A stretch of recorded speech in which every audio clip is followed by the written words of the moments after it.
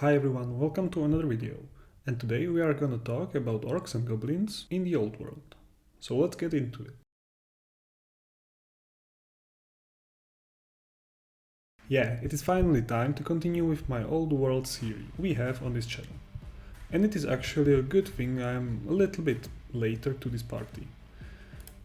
The Orcs and Goblins Arcane Journal has been out for some time, so naturally I played some games with the army and against, so I have more information about the race as a whole than for the Empire and Chaos factions I did a video before. But for the model we are painting today, I picked a model that GW unfortunately does not sell with this army anymore, which is a shame because it is absolutely gorgeous model. This is an old Gorbad Ironclaw released in 2011, so not that old, but of course it is a named character, so he is discontinued.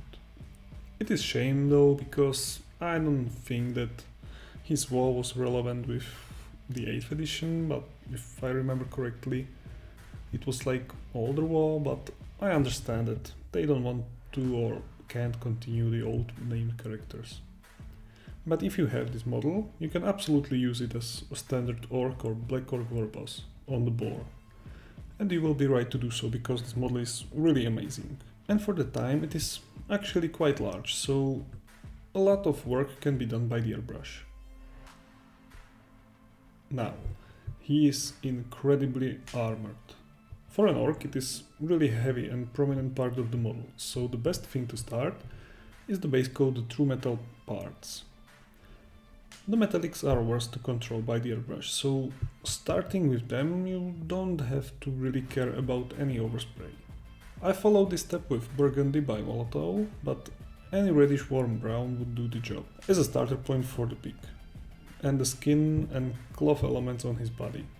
Ironically, there is very little actual orc skin on this guy, so just a few controlled applications over the face and armpits, and the skin is basically done. But now we can get into the actual work and start building up the different values on the fig. For the red parts, I followed with orange again from Molotov, but focusing mostly on the skin cloth, and hair on the pig, leaving the skin of the pig mostly safe, but not really caring about any overspray.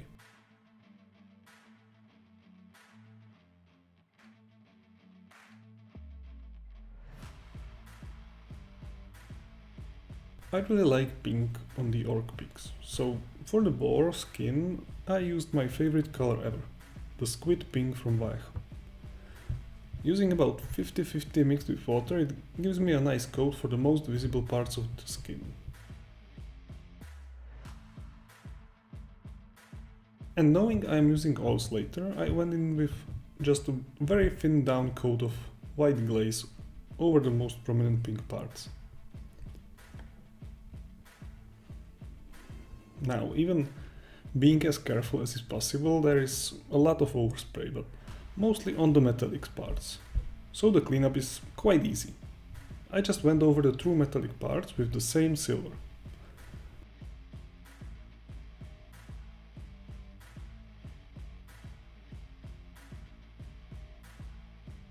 As I said before, it is time for the oil paints. And I am going to make it as simple as possible. Black for the metallics, little green for the skin, and brown basically for the rest of the mini. Not really messing around and just slapping the paint over the model gives me a nice grimdark muted scheme for the whole paint job. It also makes the rest of the work really simple. The smoothness of the oils is perfect for tying all the elements together, and the only thing you have to worry about in the later parts of the process is to give the model some texture and keeping the texture visibly relevant with the fabric you are actually imitating, because that is what gives the viewer the impression of somewhat realism from your work.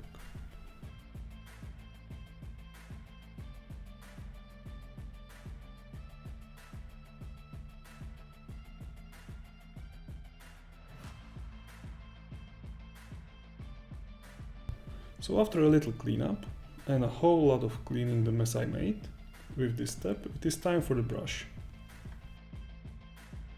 The whole work up to this point took just a few hours, maybe, and if you want to just get, for example, 10 boys on the table fast, you can just end right here and come back to them later if you want to.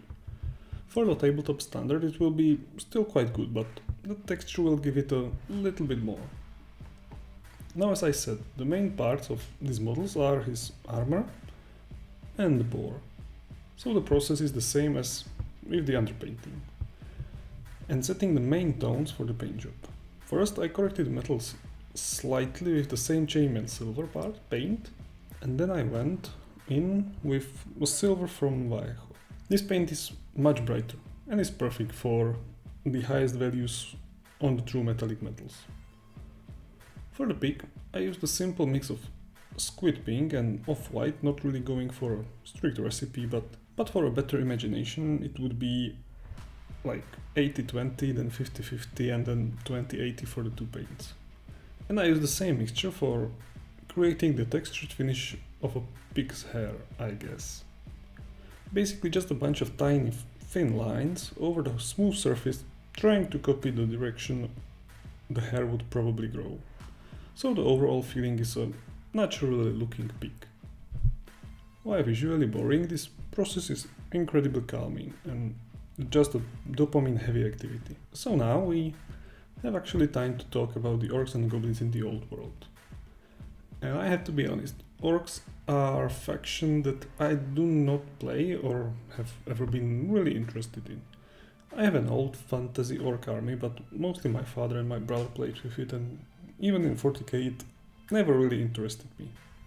I don't dislike it, to be fair, it is just that I am not the person that would gravitate towards the race and the playstyle.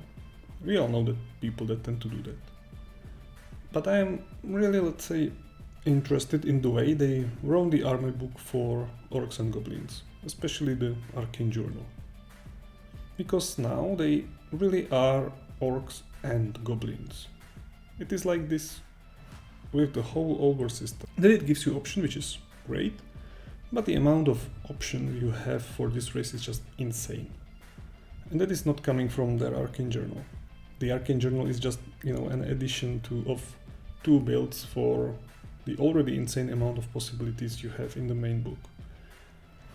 I mean, I have around 5,000 points of orcs and goblins in a fairly diverse force, but I still feel like there are entire builds that I want to try and I don't really have the models. Because you can just play the normal orcs and goblins, basically as a standard war. You take some boys, some big guns, some cavalry, some chariots, and you are good to go. Or you can go all in for the orcs and black orcs list. Or you can go heavy night goblins with trolls and squeaks, and go fully into that narrative. Or you can go full speed with nomadic vow. Or you can try something crazy and definitely playable with the troll horde. And that is just incredible, because each of these ways to play is really viable. And you can create your own vow as you would like it. Like, I'm going to do a full crazy savage orc troll horde. That's just it. I have to do it now with 3D scalps because I guess rest in peace bone splitters, but I'm going to do it even with the list I have planned somewhat in my head. So I'm thinking like 12 trolls, troll hag, shaman, and a bunch of savage orcs and savage boar boys. Because even there is no mention about them anywhere in the books, you can absolutely field a whole army of savage orcs with their warpaint and frenzy rules. I mean, by the looks, the orcs and goblins just keep the reputation of an unpredictable goofball of the setting. And that is just great, because that is how it should be and how everyone in the community loves them. Now, let's get back to the painting. I did some quick work on the horns and skin of the orc, but that again is just a tiny part of the model.